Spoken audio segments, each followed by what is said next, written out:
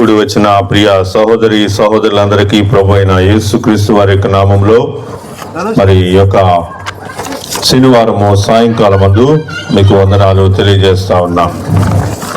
ప్రియులరా, ఈ యొక్క ఈ వారమును మనం ఏమంటామంటే ప్యాషన్ వీక్ అంటాం.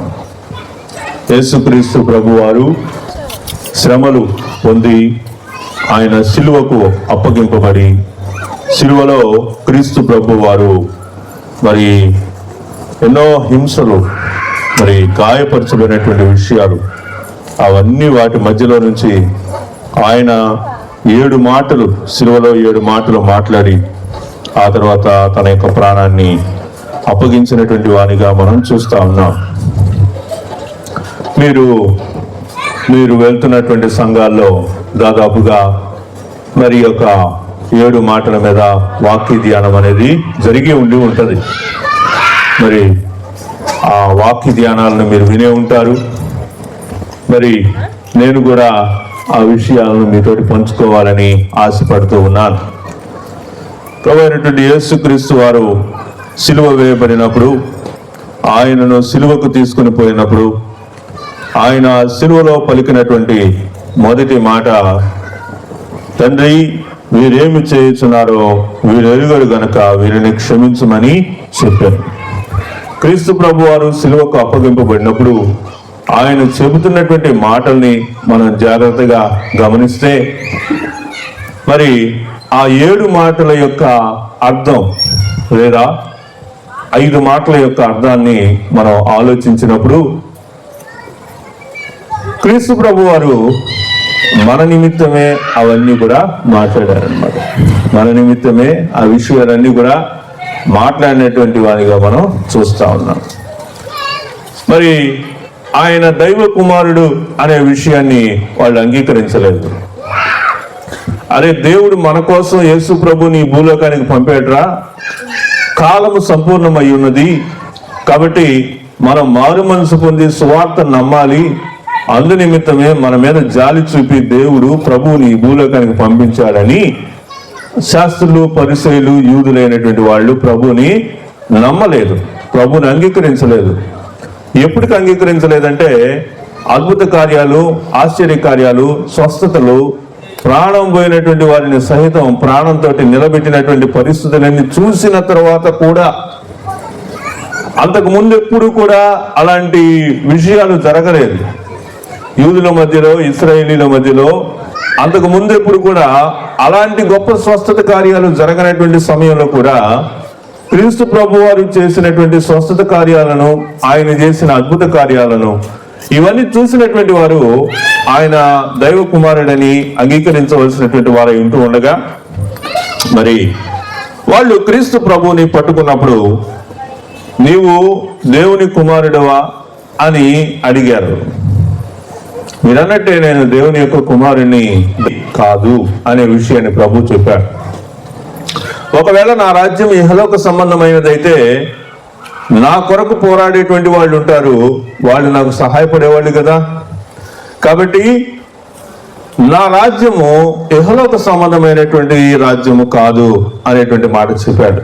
ఏ విధంగా చేతనైతేనేమి క్రీస్తు ప్రభు వారిని వాళ్ళు సిలువకు అప్పగించినప్పుడు, ప్రభు వారు సిలువ వేయబడినప్పుడు, ఆయన చేతులకు కాళ్లకు మ్లేకులు కొట్టబడినప్పుడు ఆ ప్రభు వారు చెప్తూ ఉన్నారు, తండ్రి వీరేం చేస్తున్నారో వీరెరుగరు గనక వీరిని క్షమించమని చెప్పేసి చెప్తున్నాడు. ఎక్కడి నుంచి చెప్తున్నాడు? సిలువ పై నుంచి. ఆయన చేతులకు కాళ్లకు మేకులు కొట్టబడిన తర్వాత కూడా ఆయన ఇంకా వీళ్ళేం చేస్తున్నారో వీళ్ళకి తెలియట్లేదు, వీరిని క్షమించమని తండ్రిని ప్రాధేయపడుతూ ఉన్నాడు. ఆ తర్వాత దొంగలు యేసు ప్రభు వారికి అటువైపున ఒకరిని ఇటువైపున ఒకరిని వేసిన తర్వాత వాళ్ళల్లో ఒకడు, నువ్వు దేవుని కుమారుడు కదా, నువ్వు దేవుని కుమారుడు అయితే నువ్వు సిలువ మీద నుంచి దిగొచ్చి తర్వాత మమ్మల్ని కూడా దింపు అనే మాటలు వాళ్ళు మాట్లాడుతున్నప్పుడు ఇంకొక దొంగ అంటున్నాడు, మనకైతే ఇది న్యాయమే, మనం తప్పు చేశాము, దీనికి శిక్ష అనుభవిస్తున్నాం. కానీ ఈయన ఏ తప్పు చేయలేదు, ఏ తప్పు చేయలేనటువంటి ఈయన సిలువపై ఇలా ఉన్నప్పుడు నువ్వు క్షమించమని అడగాల్సింది పోయి నువ్వు ఇలా మాట్లాడుతున్నావా అని ఆ దొంగ ఏమన్నాడు ప్రభుతోటి? ఏమన్నాడు ప్రభుతోటి? తండ్రి, నీ రాజ్యంలోకి వచ్చినప్పుడు నన్ను జ్ఞాపకం తెచ్చుకో అన్నాడు. కేవలం జ్ఞాపకం తెచ్చుకోమన్నాడు. నన్ను జ్ఞాపకం తెచ్చుకో అన్నాడు. అన్నప్పుడు ప్రభు వారు ఏమన్నాడంటే, నేడే నువ్వు నాతో కూడా పరదేశంలో ఉండు అని చెప్పాడు. కాబట్టి అందుకు ఆయన వారితో, నేడు నీవు నాతో కూడా పరదేశంలో ఉండు అని నిశ్చయముగా నీతో చెప్పుచున్నానని ప్రభు వారు ఆ దొంగతోటి చెప్పినటువంటి విషయాన్ని మనం చూస్తాం. ఆ తర్వాత ఆ సిలువ దగ్గర మరి ఉన్నటువంటి వారిలో ఆ ప్రభు తల్లి అయినటువంటి మరియ, ఆయన మిక్కిలిగా ప్రేమించినటువంటి శిష్యుడైనటువంటి యోహాను అక్కడే ఉన్నప్పుడు, అప్పుడు ప్రభు వారు సిలువపై నుంచి మాట్లాడుతున్నటువంటి మాట, అమ్మా ఇదిగో నీ కుమారుడు అని చెప్పేసి తన తల్లితో చెప్పాడు అన్నమాట. ఎవరు కుమారుడు? యోహాను. ఇదిగో నేను సిలువపై ఉన్నాను, ఇక నీకు కుమారుడు ఎవరంటే యోహాను అని చెప్పేసి, ఇదిగో అమ్మా ఇదిగో నీ కుమారుడు అని తన తల్లితో చెప్పాను. తర్వాత ఏం చేశాడు? ఆ శిష్యుని చూచి ఇదిగో నీ తల్లి అని చెప్పాను. కాబట్టి ఆ శిష్యుడికి ప్రభు చెప్పినటువంటి మాట, నీ తల్లి ఈమె అనేటువంటి విషయాన్ని చెప్పాడు అన్నమాట. అప్పుడు అతడు ఆమెను చేర్చుకున్నటువంటి వానిగా మనం చూస్తా ఉన్నాం. ప్రభువారు సిలువలో పలికిన 4వ మాట, అప్పటికి 3 గంటల సమయం కావస్తా ఉండగా 3 గంటలకు ప్రభువారు ఏమంటున్నాడు? ఎలోయి ఎలోయి లామా సబక్తాని అనేటువంటి మాట అంటా ఉన్నాడు. దానికి ఏంటి అర్థం? నా దేవా నా దేవా నన్నెందుకు చేయి విడిచితివి? మొదట క్షమించమన్నాడు. తర్వాత ఆ దొంగని, సిలువపై ఉన్నటువంటి మరొక దొంగని, నువ్వు నాతో కూడా పరదేశంలో ఉంటావని చెప్పేసి చెప్పాడు. ఆ తర్వాత మరి తన తల్లిని జ్ఞాపకం తెచ్చుకున్నాడు. తల్లికి కుమారునిగా మరి యోహాన్ని చూపించాడు. తర్వాత ఆయన రొమ్మును ఆనుకొలుచు ఉన్నటువంటి ఆ యోహానికి, తన శిష్యుడైనటువంటి యోహానికి తన తల్లిని, మరి ఆ ప్రభు తల్లిని ఇదిగో నీ తల్లి అని చెప్పేసి చెప్పాడు. ఆ తర్వాత ఇంకా దేవునితోటి మాట్లాడుతున్నాడు. ఎవరితో మాట్లాడుతున్నాడు? దేవునితోటి. నా దేవా నా దేవా నన్నెందుకు చేయి విడిచావు అనేటువంటి మాట అంటా ఉన్నాడు. కాబట్టి అక్కడ ఆ తండ్రి కుమారుడికి మధ్యలో ఒక ఎడబాటుని మనము చూస్తా ఉన్నాం. నా చెయ్యి ఎందుకు విడిచిపెట్టావు ప్రభువా అని అడుగుతున్నాడు. ఎందుకంటే గోధుమ గింజ భూమిలో పడి అది చావకుండిన ఎడల అది ఫలించదు, అది చచ్చిన ఎడల విస్తారంగా ఫలిస్తుంది కనుక ప్రభు చెయ్యి తండ్రి విడిచిపెట్టకపోతే మనకు రక్షణ అనేటువంటి ఫలము లభించదు. ఇక్కడ విషయం మీకు ఎలా అర్థమయ్యేలా చెప్పాలనుకుంటున్నారంటే, విత్తనము దేవుని వాక్యము. విత్తనం ఏంటి?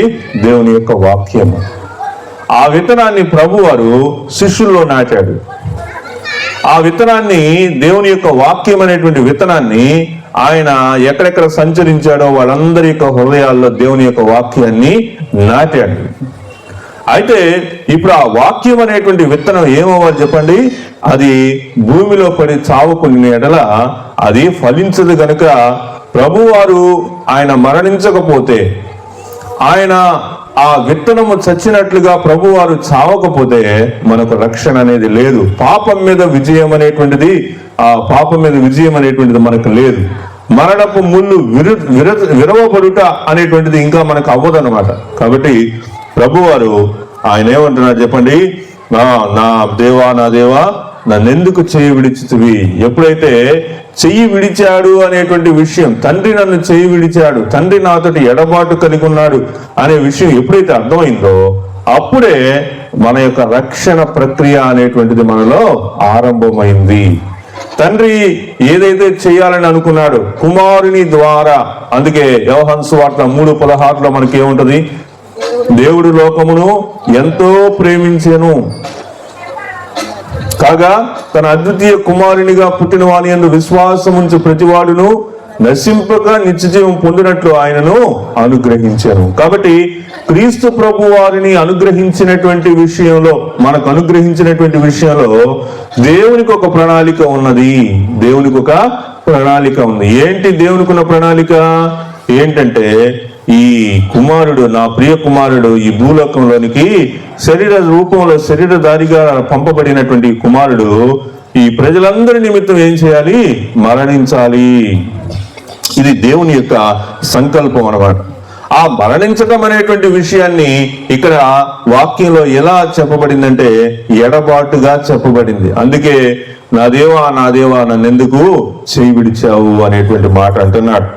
ఆ తర్వాత మనం 5వ మాటని, 4వ మాట అది కదా, 5వ మాటని మనం చూసినప్పుడు లేఖనములు నెరవేరినట్లు ప్రభు వారు ఏమంటున్నాడు? 5వ మాట ఏమన్నాడు? ఆయన నేను దప్పికొనుచున్నాను అని అంటా ఉన్నాడు. కాబట్టి దప్పికొంటా ఉన్నాడు. ఆయనకి కడుపు నిండా ఫుడ్ లేదండి. ఆయనకి కడుపు నిండా ఆ భోజనం లేదు. ఎందుకంటే వాళ్ళు ఎప్పుడు భోజనం చేశారు?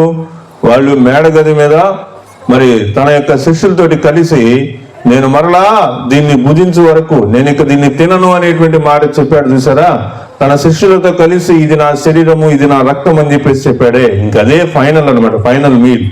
ఆ తర్వాత మళ్ళీ మధ్యలో ఏదైనా తిన్నట్టుగా వాక్యం ఎక్కడ లేదు. కాబట్టి ఆయా ప్రభు వారి యొక్క దేహంలో అంత బలం అయితే ఉండుండదు ఆ టయానికి.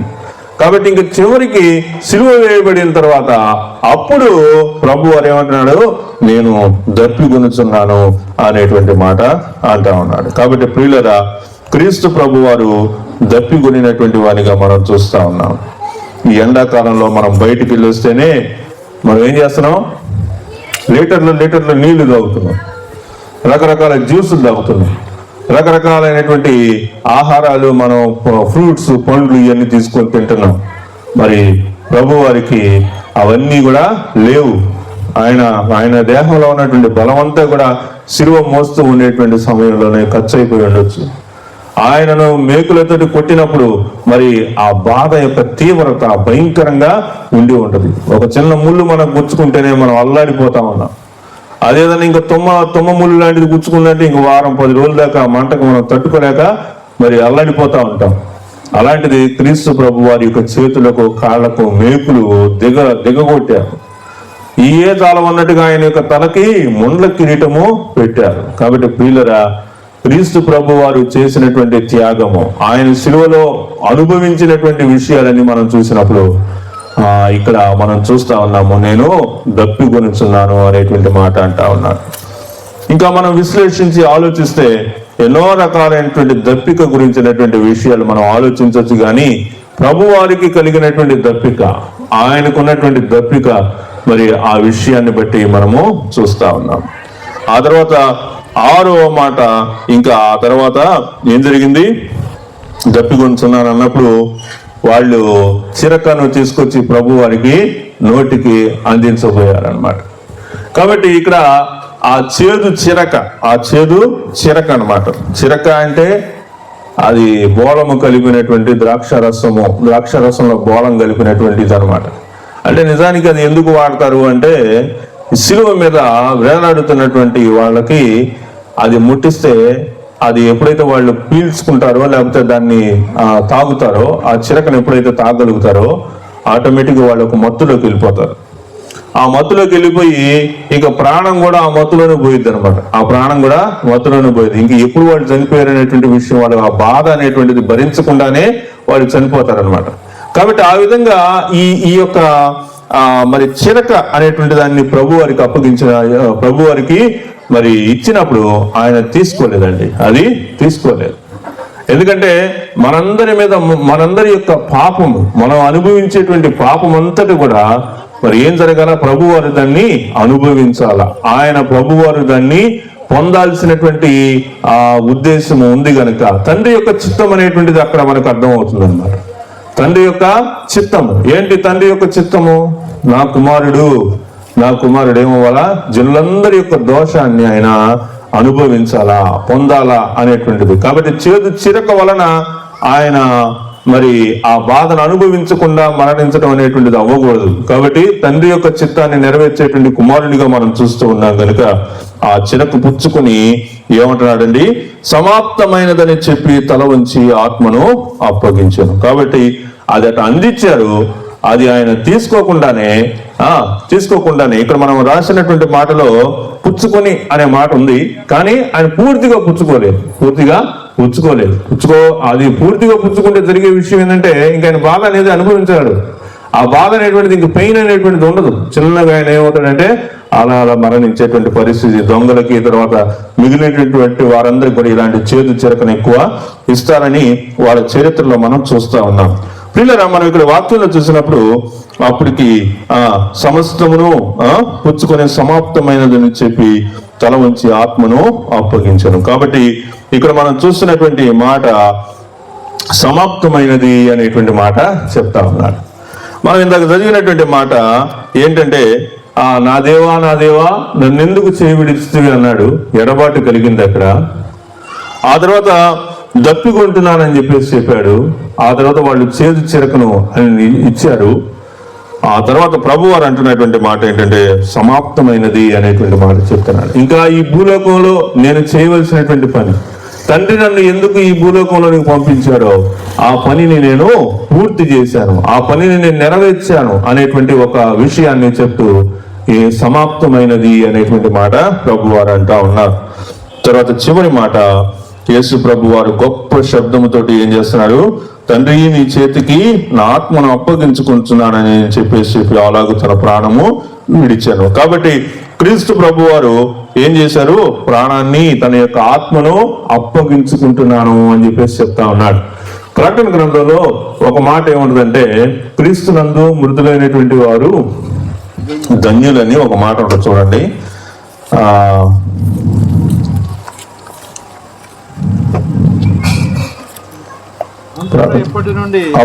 ఇప్పటి నుండి ప్రభువునందు మృతులు ధన్యులని వ్రాయమని ఒక స్వరము చెప్పగా వింటిని. నిజమే, వారు తమ ప్రయాసములు మాని విశ్రాంతి పొందుదురు, వారి క్రియలు వారి వెంట పోవునని ఆత్మ చెప్పుచున్నాడు. కాబట్టి ఇక్కడ మనం ఏం చూస్తున్నామంటే, నీ చేతికి నా ఆత్మను అప్పగించుకుంటున్నాను అంటే ఇంకా దాని అర్థం ఏంటంటే, ఈ భూలోకంలో నేను చేసినటువంటి పనులన్నీ కూడా ముగించబడి సమాప్తం చేయబడి, ఇదిగో నేను చేసినటువంటి విషయాలన్నిటినీ కూడా నీకు అప్పగిస్తున్నాను అని చెప్పడం అన్నమాట. కాబట్టి ఇంకా నా పని నెరవేర్చబడింది. ఈ భూలోకంలో మీరు నన్ను ఎందుకు ఈ భూలోకానికి పంపించారు, మరి నా యొక్క పరిచర్య ఉద్దేశం ఏంటో ఈ భూలోకంలో, యెహోవా ఉద్దేశం ఏంటి, యేసు ప్రభువుని గురించి యెహోవా ఉద్దేశం ఏంటి, యేసు ప్రభు మాత్రమే ఎందుకు ఈ యొక్క కార్యం చేస్తాడు, లేకపోతే యేసు ప్రభు మాత్రమే ఎందుకు చేయాలి, ఆ తర్వాత తండ్రి అయినటువంటి దేవుడు కుమారుడు అయినటువంటి ప్రభువు ఈ విధంగా హింసింపబడుతూ ఉంటే చూసి ఎలాగా ఉంటాడు. అంతే కదా, కుమారుడు బాధలో ఉంటే తండ్రి చూసి బాధపడు అంటాడా? ఏ తండ్రి అయినా అలా అంటాడా? అనడు కదా. మరి ఎందుకని తండ్రి కుమారునికి జరిగినటువంటి వేదన ఇదంతా చూసి ఆయన ఎందుకు తృప్తి చెందుతాడు అనే విషయాలు మనం చూసాం. అయితే ఈరోజు నేను దానికి అడిషనల్ గా వేరే విషయాన్ని నేను మీకు చెప్పాలని ఆశపడుతున్నా. అదేంటంటే, నీ చేతులకు నా ఆత్మను అప్పగించుకొంచున్నాను అని ప్రభువు చెప్పారు కదా. ఆయన కేక వేసి నీ చేతికి నా యొక్క ఆత్మను అప్పగించుకొంచున్నాను అని చెప్పేసి ప్రభు వారు చెప్తూ ఉన్నారు. ఈ విషయాన్ని మనం ఇంకొక కోణంలో నేను మీకు చెప్పాలని ఆశపడతా ఉన్నా. అదేంటంటే, ఈ భూలోకంలో మనకి జీవితం అనేటువంటిది ప్రసాదింపబడినటువంటి విషయంలో, లేదా దేవుడు మనలను మనిషిగా ఎందుకు జన్మింపజేశాడు అనే విషయాన్ని మనం ఆలోచిస్తే, దాన్ని బట్టి తండ్రి ఎందుకు కుమారుణ్ణి ఈ భూలోకానికి పంపాడు, ఆ కుమారుడు ఎందుకు సిలువలో మరణించాల్సి వచ్చింది, మరణించిన తర్వాత తండ్రి ఎందుకు దాన్ని బట్టి తృప్తి చెందాడు అనే విషయాలు మనకు అర్థమవుతుంది. కాబట్టి ఈ భూలోకంలో మనిషిగా మనలను జన్మింప చేసినటువంటి దాని వెనుక ఒక కారణం ఉంది. ఏముంది? ఒక కారణం ఉంది. ఏంటి ఆ కారణం?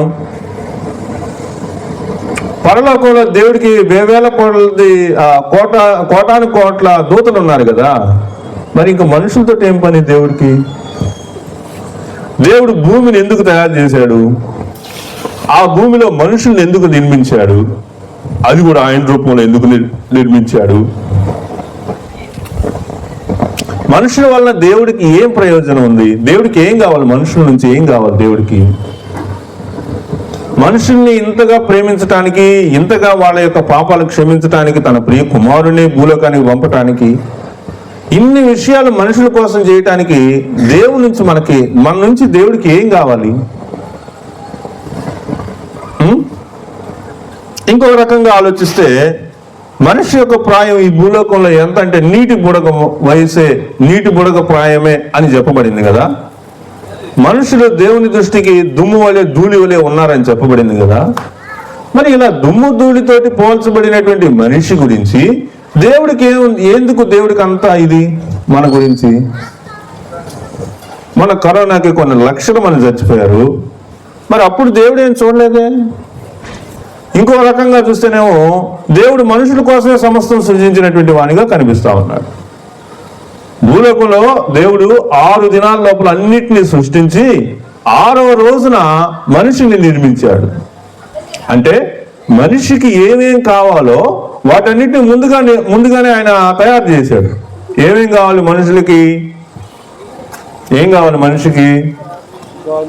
గాలి కావాలి, నీరు కావాలి, ఆహారం కావాలి కదా.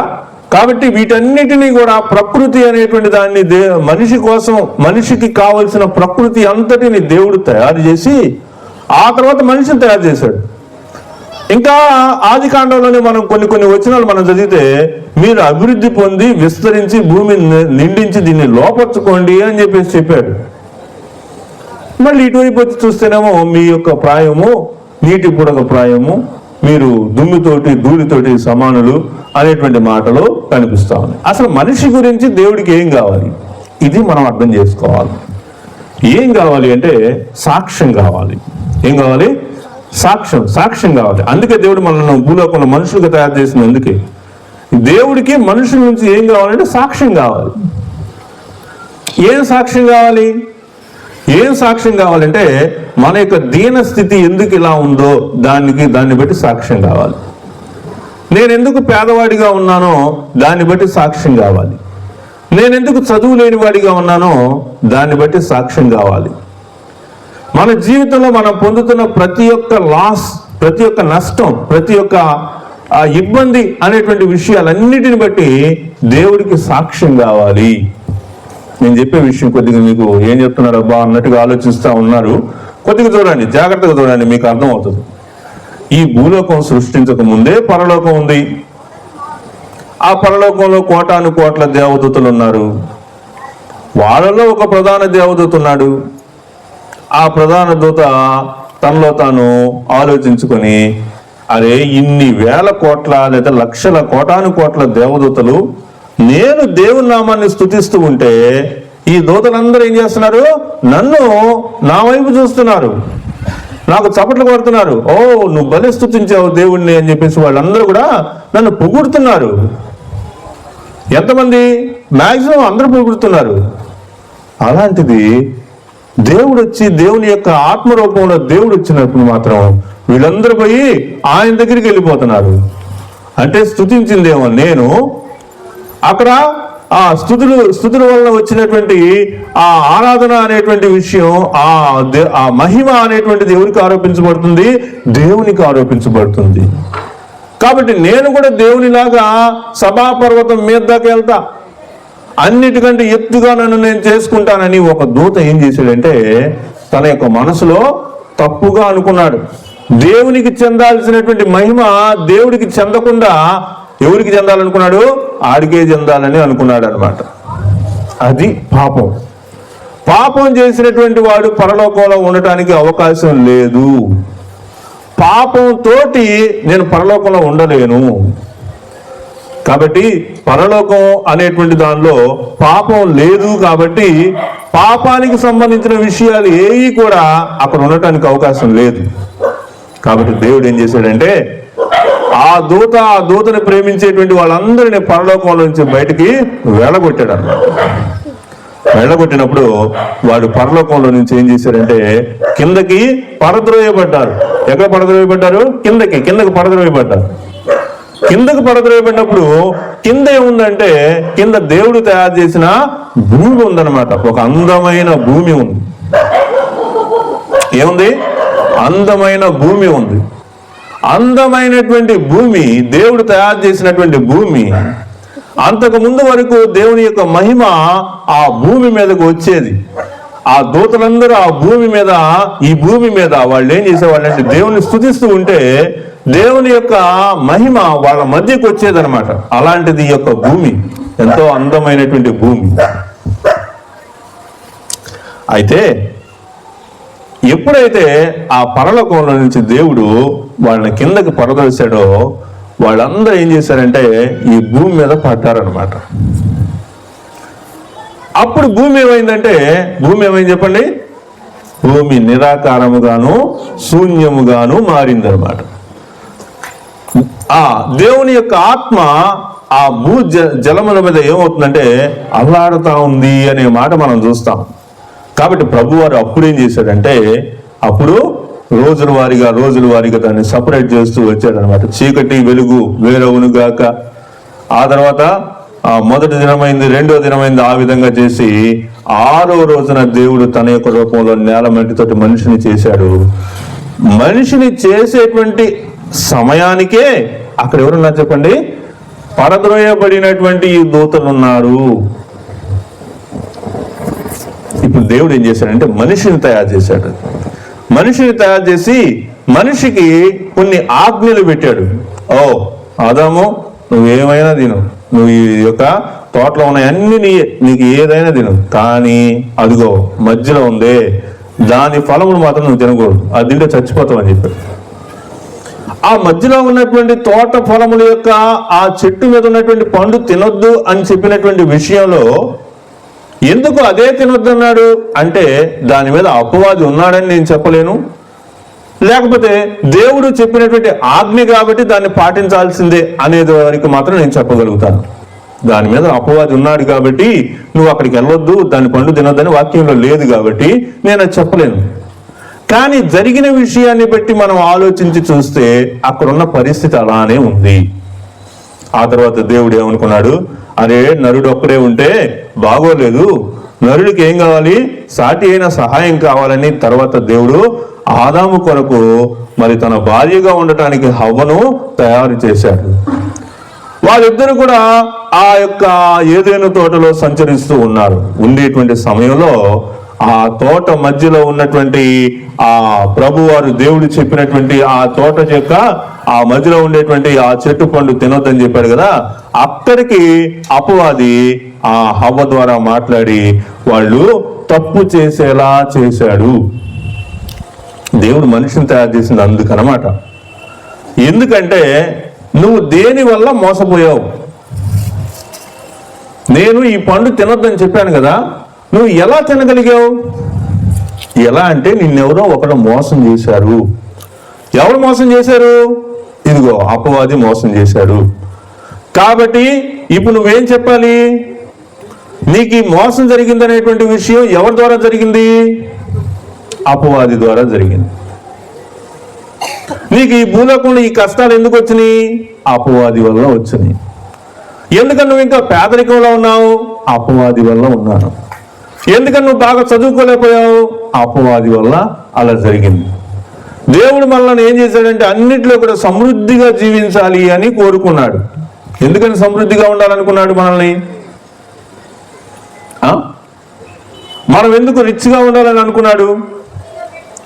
మనం ఎందుకు సంతోషంగా ఉండాలనుకున్నాడు? ఎందుకని మనం పేదరికం అనేటువంటిది మనలో లేకుండా ఉండాలని అనుకున్నాడు? ఎందుకంటే అవి దేవుడు గుణాలు. అవన్నీ ఎవరు గుణాలు? దేవుడు గుణాలు. దేవుడు ఐశ్వర్యవంతుడు, దేవుడు జ్ఞానవంతుడు, దేవుడు తెలివి కలిగినటువంటి వాడు, దేవుడు మనకు అన్నిటినీ దయచేసేటువంటి వాడు. మరి అలాంటి దేవుడు, అలాంటి పరిస్థితిలో ఉన్నటువంటి దేవుడికి ఎలాంటి శిష్యులు, ఎలాంటి బిడ్డలు ఉన్నారు? ఎలాంటి బిడ్డలు ఉన్నారు?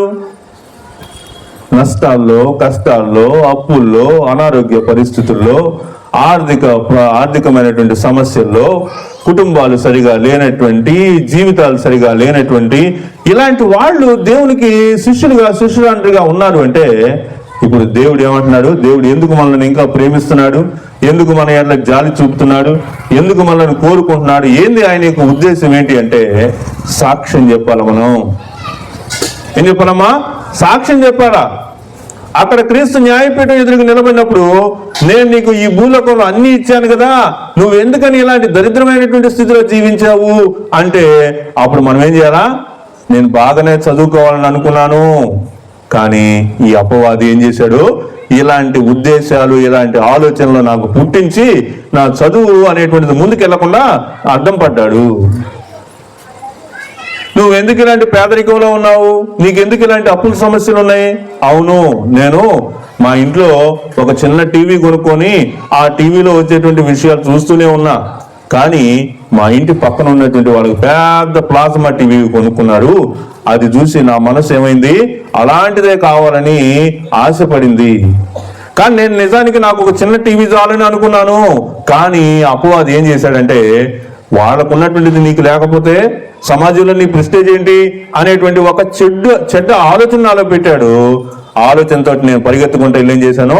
అప్పు చేసి అలాంటి టీవీ తీసుకొచ్చుకొని మా ఇంట్లో కూడా పెట్టుకున్నాను.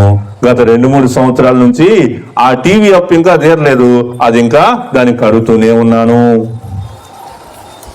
ప్రియులారా, ఇక్కడ మనం అర్థం చేసుకోవాల్సిన విషయం ఏంటంటే, ఆ పరలోకంలో నుంచి కిందకు పడద్రోయబడినటువంటి వాడు, అపవాది అనేటువంటి వాడు ఆది నుంచి ఉన్నాడు.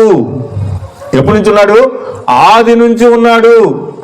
ఆది నుంచి ఉన్నటువంటి ఆ అపవాది ఏం చేస్తున్నాడంటే, వీళ్ళెవర్రా ఈ భూలోకంలో ఉన్నవాళ్ళు? ఎవర్రా ఈ మనుషులు? వీళ్ళందరూ దేవుని యొక్క చేతుల ద్వారా నిర్మించబడిన వాళ్ళరా. ఈ భూలోకంలో ఉన్న మనుషులందరూ ఎవరు చెప్పండి? దేవుని యొక్క ఆకారంలో ఉన్నటువంటి వాళ్ళు. దేవుడు వీళ్ళని మట్టితోటి తయారు చేసిన ఆయన యొక్క మహిమ, ఆయన యొక్క ఆత్మను వీళ్ళలో పెట్టాడు.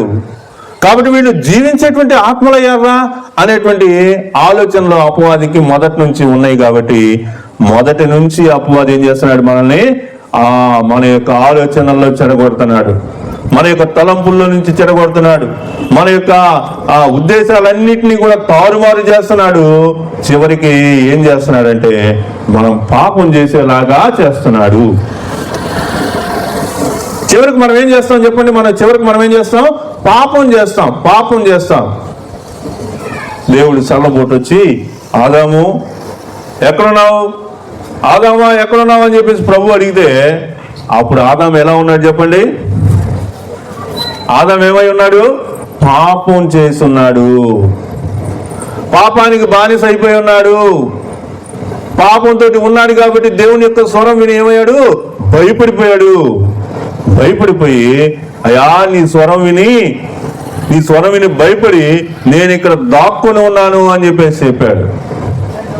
అప్పుడు ప్రభు అన్నాడు, నేను తినొద్దని చెప్పినటువంటి పండు నువ్వు తిన్నావా అని అడిగాడు. అవును ప్రభువా, నేను తిన్నాను, కానీ నువ్వు నాకు ఇచ్చావే, ఈ యొక్క హవ్వ ద్వారా నేను తిన్నాను అని చెప్పేసి చెప్పాడు. కాబట్టి ప్రభు వారు ఏదైతే కమాండ్ చేశాడో దానిని బ్రేక్ చేసేటువంటి పని అపవాది చేస్తాడు. ఈ 40 రోజుల ఉపవాస ప్రార్థన తర్వాత జరిగిన విషయాన్ని బట్టి నేనేం చెప్తున్నానంటే, నువ్వు ఒక నిర్ణయం తీసుకున్నావు, ఇక నుంచి టయానికి ప్రార్థనకి వెళ్తాను అని నిర్ణయం తీసుకున్నావు. అపవాది ఏం చేస్తాడు చెప్పండి? ఇక్కడ అపవాది ఏం చేస్తాడు చెప్పండి? ఎలాగైనా దాన్ని బ్రేక్ చేస్తాడు.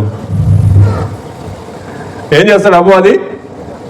ఎలాగైనా దాన్ని బ్రేక్ చేసి నువ్వు లేటుగానే చర్చికి వెళ్ళేటట్టు చేస్తావు. నువ్వు లేటుగా చర్చికి వెళ్తావు, దేవుని సన్నిధిలో కూర్చొని ప్రార్థన చేసుకుంటావు, ప్రభువా టయానికి రాలేకపోయాను ప్రభువా క్షమించయ్యా అంటావు. అంటే క్షమించు అనే మాట నువ్వు ఎప్పుడు అంటావు? నన్ను క్షమించు అనే మాట నువ్వు ఎప్పుడు అంటావు? తప్పు చేశాను అని అనుకున్నప్పుడు, అంతే కదా? నేను తప్పు చేశాను అని అనుకున్నప్పుడే ప్రభువా నన్ను క్షమించు అనేటువంటి మాట నా మనసులోకి వచ్చింది. నేను తప్పు చేయలేదనుకోండి, నా మనసులోకి ఆ మాట వచ్చిందా? ఆ మాట రాకపోగా గొప్ప సంతోషం అనేది ఉంటుంది మనసులో. నేను 10:30కే చర్చికి వెళ్ళగలిగాను కదా, 10:30 లోపలే దేవుని సన్నిధికి రాగలిగాను కదా, ప్రభువా చాలా వందనాలయ్యా అనే మాటను అనగలుగుతావు. కాబట్టి మీరు ఏ ప్రయత్నం చేసినా ప్రభువా నేను ఇది చేస్తాను ప్రభువా అను కమిట్మెంట్ ఇచ్చావా దేవుడికి, అపవాది ఏం చేస్తాడంటే దాన్ని బ్రేక్ చేస్తాడు అనమాట. దాన్ని ఏం చేస్తాడు? బ్రేక్ చేస్తాడు. ఏదైనా కానీ నువ్వు ఏదైనా ఈ నెల నుంచి నేను దశమ భాగం టయానికి ఇస్తానని నువ్వు అనుకున్నావా, బ్రేక్ చేస్తాడు. దాన్ని ఏం చేస్తాడు? బ్రేక్ చేస్తాడు. కాబట్టి ప్రియులరా, ఇక్కడ దేవుడికి మన నుంచి ఏం కావాలి, దేవుడు మన నుంచి ఏం కోరుకుంటున్నాడు అంటే ఆయన పరిశుద్ధుడై ఉన్నట్టుగానే మనం కూడా పరిశుద్ధులమై ఉండాలి అని చెప్తున్నాడు. పేతురు పత్రికలో ఆ మాట ఉంటుంది అనమాట. నేను పరిశుద్ధుడనై ఉన్నట్టుగానే మీరు కూడా పరిశుద్ధులై ఉండండి అని ప్రభువు చెప్తున్నాడు. కాబట్టి పరిశుద్ధత ఎప్పుడైతే మన యొక్క జీవితంలో ఉంటుందో, మన జీవితంలో పరిశుద్ధత అనేది ఎప్పుడైతే ఉంటుందో ఆటోమేటిక్గా ఏముంటుంది? పాపం అనేటువంటిది ఉండదు. మన యొక్క మాటలో, మన యొక్క ప్రవర్తనలో, మన యొక్క జీవితంలో మనం తీసుకునేటువంటి నిర్ణయాలు మనల్ని ఏం చేయాలి చెప్పండి? పవిత్రతలోనికి తీసుకొని రావాలి, పవిత్రత కనిపించాలి. ఎప్పుడైనా మీరు అలాంటి తీర్మానం తీసుకున్నారా? నేను పవిత్రంగా ఉంటాను అని నువ్వు తీర్మానం తీసుకున్నావా? నువ్వు పవిత్రంగా ఉంటానని తీర్మానం తీసుకుంటే ఆటోమేటిక్గా అపవాది ఏం చేస్తాడు? నీ నోటి నుంచి బూతులు మాట్లాడేటట్టు నువ్వు చేస్తాడు. నేను పవిత్రంగా, నా నోరు పవిత్రంగా ఉంచుకుంటానని ఇంక వెళ్ళిపోయి ఇంట్లో పడుకుంటావు. అప్పుడు అపవాది ఏమంటాడు చెప్పండి? అప్పుడు అపవాది ఏమంటాడు? ఏంది నిలబడలేకపోయావే, ఫెయిల్ అయిపోయావుగా అని నవ్వుతాడు అనమాట. కాబట్టి తీర్మానం తీసుకోవటం ఒక గొప్ప విషయం. నేను తీర్మానం తీసుకుంటున్నాను అనగానే దేవుడు అలర్ట్ అవుతాడు. ఏదో కొత్తగా తీర్మానం తీసుకుందంటనే, ఏదో తీర్మానం తీసుకున్నాడంటనే, ఏం తీర్మానం తీసుకున్నారు అని చూస్తాడు. దేవుడు చూస్తాడు కదా, అటు అపవాది కూడా రెడీగా కూర్చొని ఉంటాడు. తీర్మానం తీసుకున్నావా? ఏం తీసుకున్నావు తీర్మానం అని అపవాది అటు నుంచి ఏం చేస్తాడు? ఈ తీర్మానాన్ని మనం బ్రేక్ చేయాలంటే ఏం చేయాలి అని అపవాది అటు నుంచి కాసుకొని ఉంటాడు. ఇటు దేవుడు, అటు అపవాది ఇద్దరు ఉంటారనమాట. దేవుడు నిన్ను నిలబెట్టాలనుకుంటా ఉంటాడు ప్రతిసారి, అపవాది ఏం చేయాలనుకుంటాడు? నిన్ను పడేయాలని అనుకుంటా ఉంటాడు.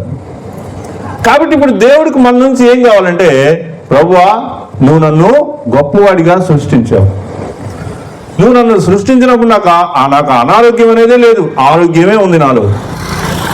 అబ్రహాము వలె ఐశ్వర్యవంతమైనటువంటి పరిస్థితులే నాకున్నాయి.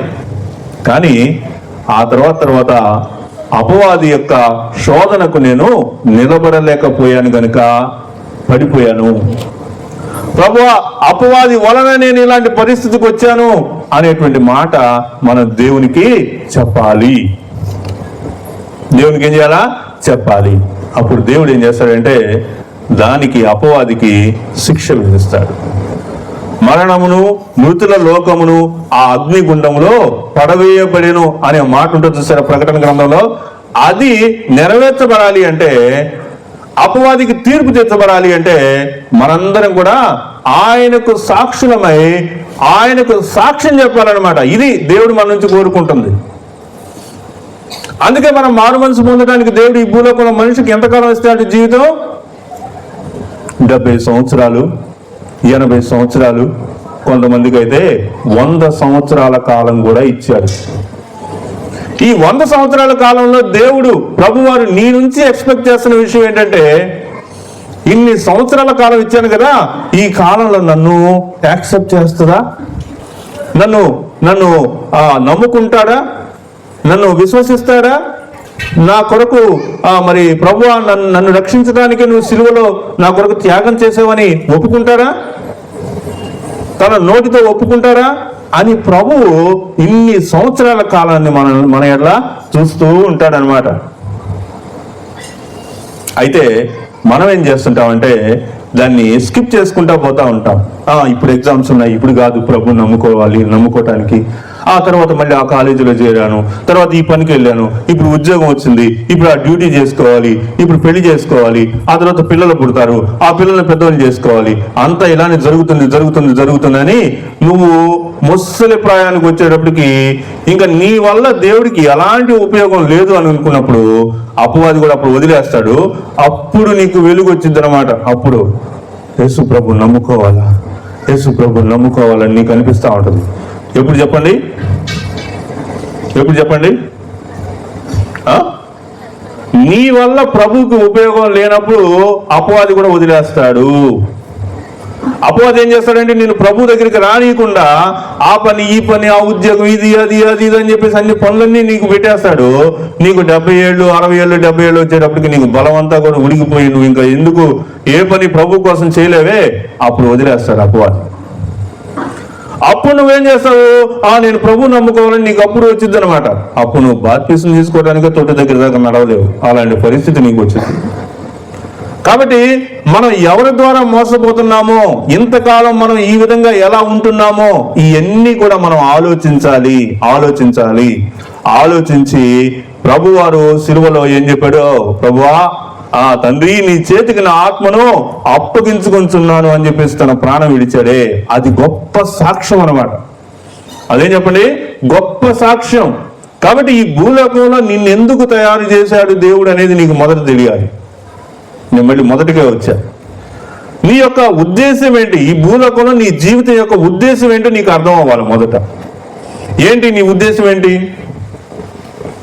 ఏముంది, చదువుకున్నాం, ఏదో ఉద్యోగం వచ్చిందా, ఉద్యోగం చేసుకుంటా ఉన్నాం, భార్య బిడ్డలు కలిగారు, వాళ్ళని పెంచుకున్నాం, ఓకే, సమాజంలో మంచివాడని అనిపించుకున్నాం, ఓకే, ఎలాంటి చెడు అలవాట్లు లేకుండా బాగా బతికాడు అని అనుకున్నాం, చాలు, ఇదే కదా జీవితం అంటే అది పొరపాటు. దేవునికి మీ గురించి, ప్రతి ఒక్కరి గురించి ఒక ప్రత్యేకమైనటువంటి ప్రణాళిక ఉంటుంది. ఆ ప్రణాళికను మనం ఎప్పుడైతే అర్థం చేసుకుంటామో, దేవుని యొక్క ప్రణాళిక ఇది అనే విషయాన్ని ఎప్పుడైతే మనం అర్థం చేసుకుంటామో, అప్పుడు ఆటోమేటిక్గా ఏం జరిగిందంటే నీలో ఒక సంతోషం అనేటువంటిది ఏర్పడుతుంది అన్నమాట. నేను చెప్పే విషయం ఎలా అర్థమవుతుందంటే, మీకు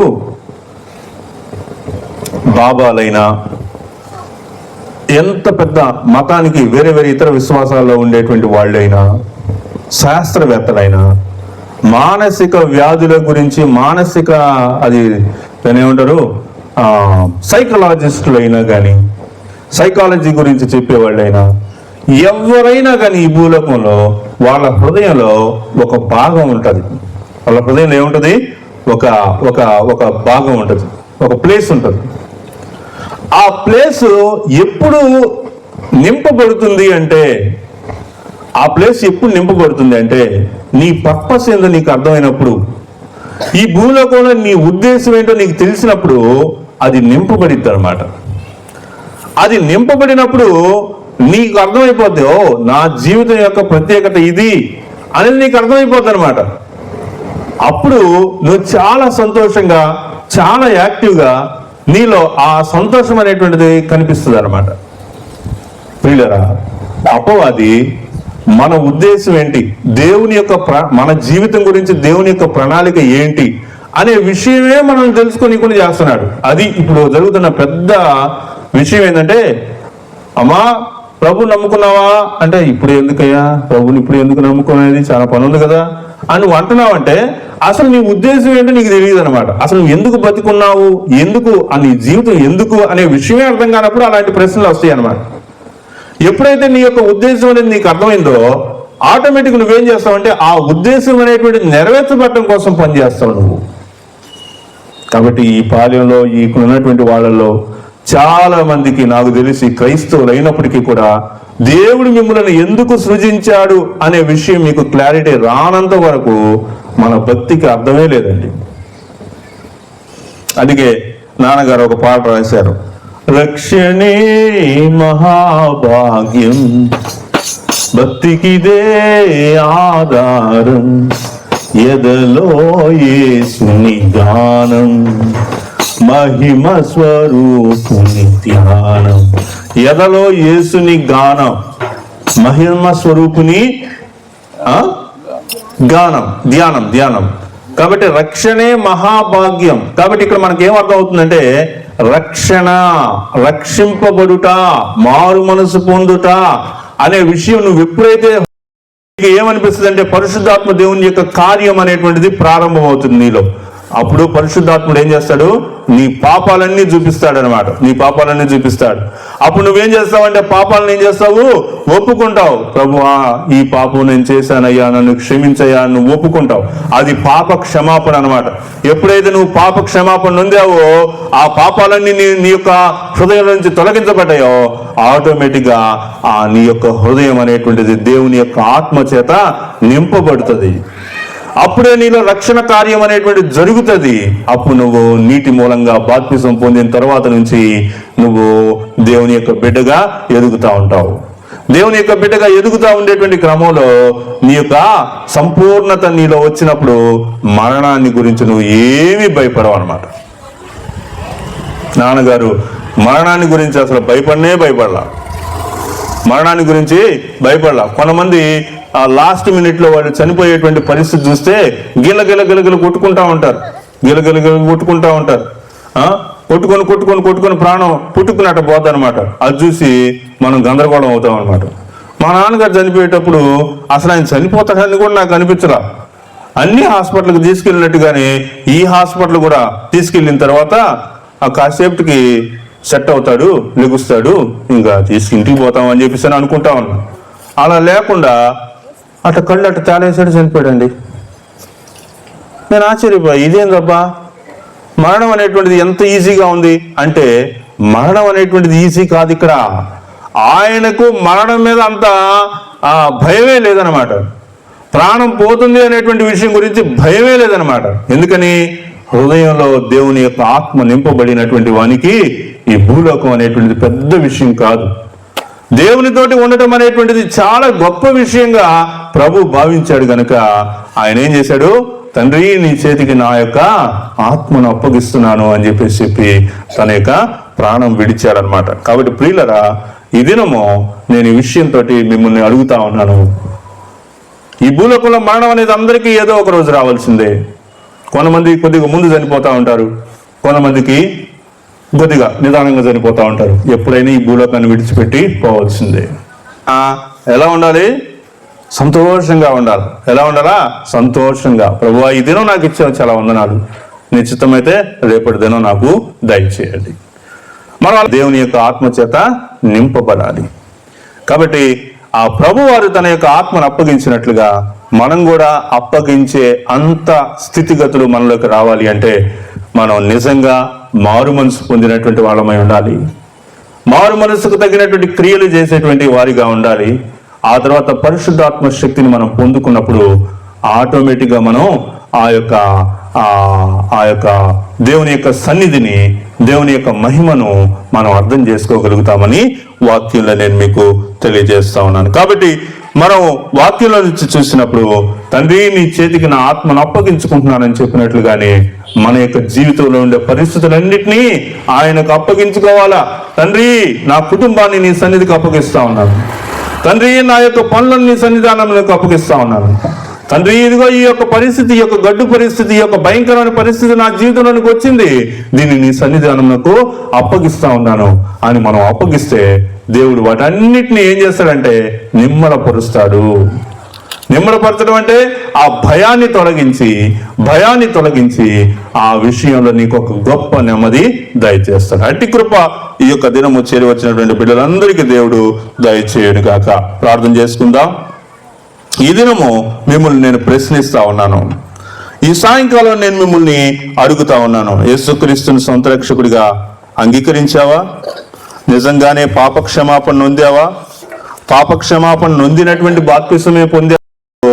వెళ్ళి ఆరాధించి క్రీస్తు ప్రభు వారి యొక్క బలలో చేయి వేస్తావు. అన్యోన్యత అనేటువంటిది పోకుండా చూసుకుంటావు. నీకు దేవునికి నీకు మధ్యలో నా యందు మీరును, మీ యందు నా మాటలను ఉండిన ఎడల మీకేది ఇష్టమో అడుగుడి అని ప్రభువారు చెప్పినట్లుగా మనం ఆ అన్యోన్యతను మనం పోగొట్టుకోకుండా ఉంటాము.